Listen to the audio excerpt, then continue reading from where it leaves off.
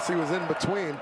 So, no, he does kind of look, and that's, something. Ketel Marte is easily one of the best 20 players in baseball when he's healthy, at least in my opinion. And yesterday, he didn't look like a very coordinated baseball player, and then to add insult to injury, Ildemaro Vargas of the Cubs picked up his cleat and then smelt it. I don't know if this was a prank or it legitimately smelled, but Ketel Marte, that was an embarrassing moment. What's going on, everyone? It's Fuzzy. Welcome back to yet another MLB recap. If this is your first time on the channel, we do this every single day, so don't be afraid to hit that subscribe button. Also, if you're going to any baseball games anytime soon, make sure that you use code Fuzzy on SeatGeek to save yourself 20 bucks off your entire order. We have a lot to talk about today. Shohei Ohtani and Wander Franco, they were doing their things over the last few days. Carlos Correa hit his first home run as a member of the Twins, and obviously by the title. We got to talk about Cody Bellinger because he might not even be a top 100 player in baseball going into the next season. He's been that bad. Now, before we get into the big stories, let's talk about a few minor things. Hunter Greene is going to be making his debut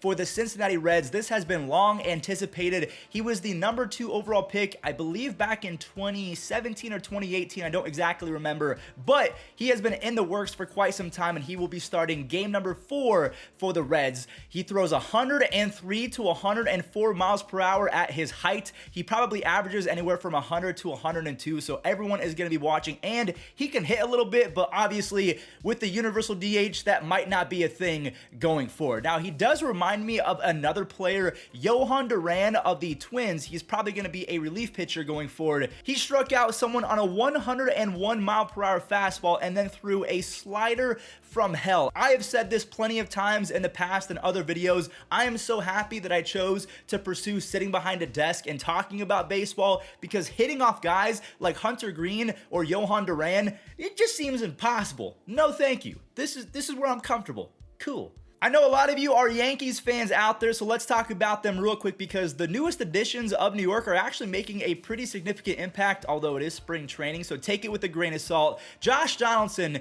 he showed off his defense yesterday with the scoop, and then also you have Marwin Gonzalez over at first base. Now, speaking of Marwin Gonzalez, the former Astro, he is 6 for 11 with 3 home runs and 9 RBIs in spring training so far. He has been absolutely awful ever since he left the Astros. I'm not going to lie, if you're a Twins fan, you do not like Marwin Gonzalez because he used the trash cans and that 2017 season to hype up his status. Like, he is not as good as 2017 Marwin Gonzalez. He straight up stole money from Minnesota, and now he is with the Yankees making some noise, and I think he's going to make the team. So because we talked about a former Astros player, let's talk about a current Astros player, and honestly, Astros legend already, even though he's only spent a few seasons there. Justin Verlander, he has thrown 8.2 innings, and he has 10 strikeouts so far and has not allowed a single earned run. The reason why I bring him up is because it's an opportunity to also bring up Jacob deGrom. If we get 25 to 30 starts from Justin Verlander and Jacob deGrom, along with the fact that Albert Pujols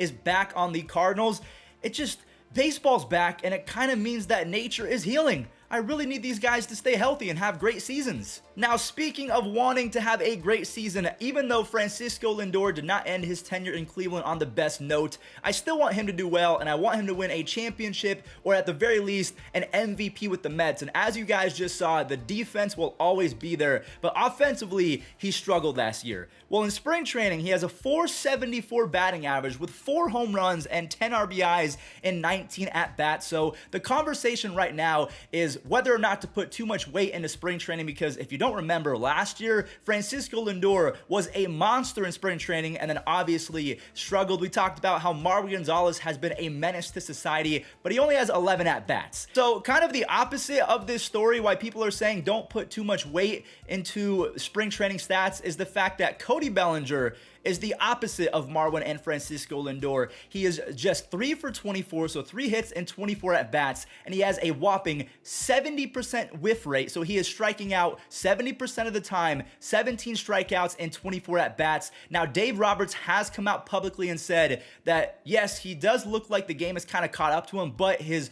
role is not in danger as of yet. So we don't know if Cody Bellinger is going to be the starting center fielder or first baseman by July if he continues to struggle, because he was probably the worst hitter in baseball last year, and now in spring training, 17 strikeouts and 24 at-bats. To me, that proves that he is completely lost at the plate. He doesn't have a solid approach, both physically or mentally. It seems like he is just swinging and not really having any idea what is happening next. It's just, I'm going to put the bat to the ball, and he just cannot find the ball. So let me know in the comment section down below. Is this one of those conversations where we have to put weight in spring training stats, or it's spring training? So we talked about how Francisco Lindor and Marwin Gonzalez are on fire to begin spring training and how Cody Bellinger is the polar opposite. Well, another example of an entire team kind of showcasing that maybe spring training stats aren't as important because these kids are not going to be doing this in the regular season. The Cleveland Guardians young hitters have been Cody Bellinger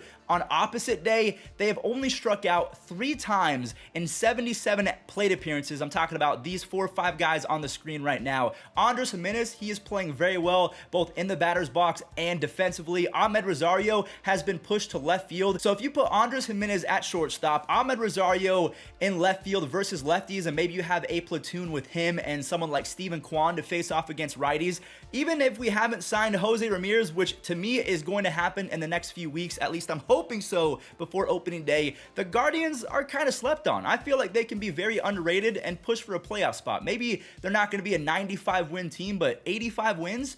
Maybe. So before we end the video, I do want to show you guys the first home runs hit by Carlos Correa and Jock Peterson on their brand new teams. Carlos Correa, I'm not going to lie, actually looks fairly solid in that Twins uniform. And then we have Jock Peterson, who to me, this is strange. Seeing Jock Peterson in a Giants uniform after seeing him for so long on the Dodgers and then the Braves, I'm just not used to seeing him in a full black uniform. So he doesn't look like Jock Peterson, but we're going to have to get used to this. Obviously, he signs that deal. What do you guys make of the Twins? What do you make of the San Francisco Giants? And to end today's video, let's go ahead and show Shohei Ohtani and Wander Franco doing their things. Ball chopped over the mound toward the middle, handled by Franco, and the jump throw is perfect. 2 down. Jump throw. Just the athleticism is always on display with this guy. 2-2 pitch. Ohtani lifts this one. Left field. Home run. Shohei Ohtani, second of the spring. Third for the Halos, and now it's 7-1. Pitch is swung on by the shortstop, Kevin Pillar. Boy, Pillar ran a long...